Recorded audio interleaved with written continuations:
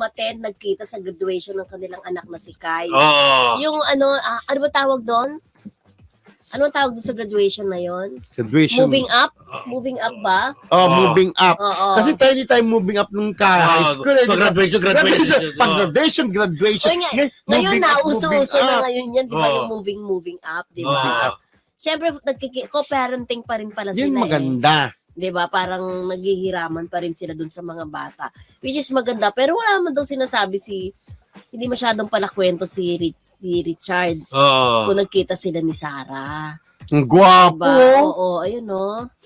Diba? Ayan, oo. Pero maganda naman yung ganun friendship na yung responsibilidad nila bilang magulang. Hindi nila nakakalimutan. At nagsasama sila para sa anak nila, para sa okasyon ng anak nila, di ba? Hindi na sila magkabalikan talaga, di ba? Basta para sa mga anak ko may okasyon, magkita, di ba?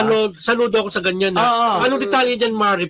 Ano nga kung anong detalye niya? Yung alin? Yung Richard, Sarah. Saan sila nagkita? Kung sa paano? school. Graduation.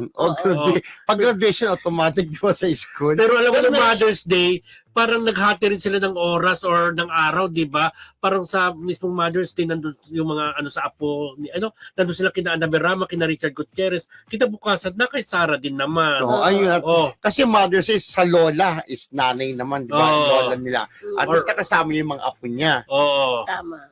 Ayun. Yun naman importante, at least, yung mga bata, kahit hiwalay sila, diba, nakakapiling ang nanay, nakakapiling ang tatay. Ang lola, diba? Lola. Oo. Ang lolo, Ang diba? lolo, correct.